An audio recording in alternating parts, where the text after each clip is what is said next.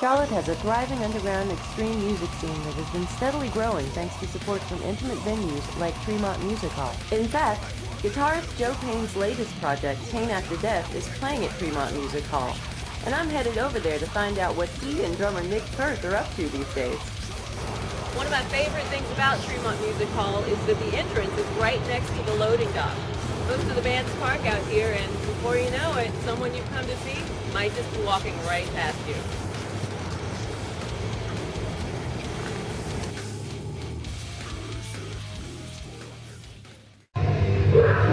Hey there, we are here with amazing guitarists and bass player Joe Payne and the fabulous drummer Nick Firth from Payne After Death. Speaking of which, Joe, what have you been up to with Payne After Death? What's going on with all of this?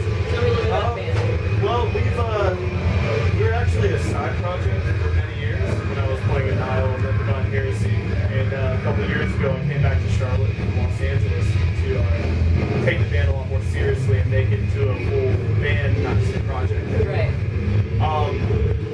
Me and Nick actually played together about 12 years ago in a band called Sudden Fear. And we recently started talking again about a year and a half ago. We decided to have like a 7-year hiatus and we were ready to put up with each other's shit again. So, he joined Payne After Death last year, about a year and a half ago. And basically this year we really started hitting it hard with writing our full-length album, our debut album that we've been working on for quite some years at this point. But getting new material in, filtering out old songs that aren't as strong, really tightening down what we do, adding new elements to the band. Since Nick joined, we have another singer in the band now, so we can actually sing. Well, we try. Well, something close to singing. But so we're doing a lot more harmonies, different styles of music mixed in, not just metal anymore. But it's quite a departure from, say, all Divine Heresy. Yeah, it's a lot more varied from Divine Heresy.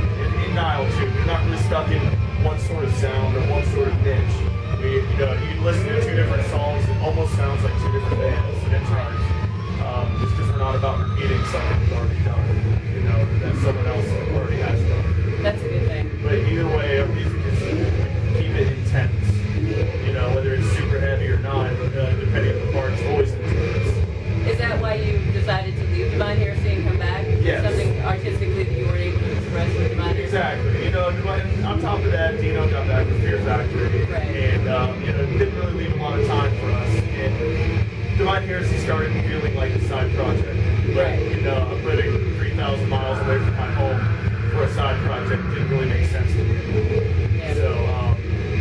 So I ended up coming back, just to focus on us and showcase and finally go after being a lead guitarist in a band in my touring career, other than just a bassist. Right. Well, not just a bassist. But you've never been just a bassist. I've seen you. I'm a lead in guitarist action. first, and I just fell into playing bass because of the opportunities. Right. Well. So we've been busting your ass. We're probably hitting the studio next month and record a full length. Excellent. Should have 9-10 songs on it, something like that. Probably along with the stupid hidden chat that we always do. Yeah. I'm excited about that. Now you call Charlotte your home. Yes. But you're from Tampa, right? Originally, I was born there. I lived there until I was about 11. Okay. I lived in Atlanta, moved around a lot, but I've been in Charlotte pretty consistently since '99. So I'm a Charlotte native as far as I'm concerned. I've been here since I was 14. Right. Yeah, that's a good long while. I'm not going to say how long, because giving away your age gives away my age, and I'm not about to do that. What about you? Where are you from? I'm from the Philippines, so I live here in Charlotte. Really? Talk about being a long way from home. It's not that big of a swim. Covered in a day or two. So you joined, like you was telling me, like you played together a long time ago, but you joined Payne After Death, like, since 2 years ago? A year and a half ago. A year and a half ago. Okay. What made you decide you wanted to put up with Joe then? We were always such close friends. Yeah. It just made sense. Like after touring the world with the military and him touring the world with various bands, it's like, come on, let's get back together and do something with it. Right. We've always had this chemistry too when we're playing as well. And really, I haven't gotten with many drummers. Right. It's not just music; it's passion. So it's not like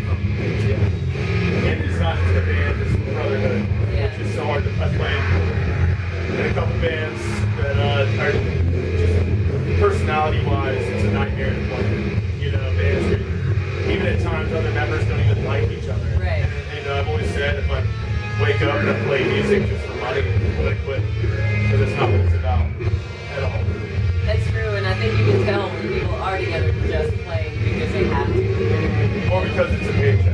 Yeah. For us, it's win or lose, succeed or fail. We do it together. And I love it. I have to say, just in the lyrics, like after reading some of the lyrics of the songs from Payne After Death, you seem like you're having a lot of fun with this. Oh yeah, we don't take ourselves too seriously now.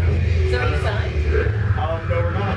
Is that on purpose? Is that so you can have the freedom to be sort of wacky if you want to be? Not yet. It's more of a move to where if we go ahead and get a label, I'm sure we can find one easily, but then we're signed in at whatever rate for however many albums. So even if we get big, we still get the same shitty royalty checks, we get the same lack of attention and budgets, and our label makes all the money. Right. And we're not going to do that. We're talking about touring first, just funding it ourselves, getting a buzz going, then finding a label. And unless something comes along that's a great deal, but other than that, we don't need a label. This is the 21st century. We want to put the time in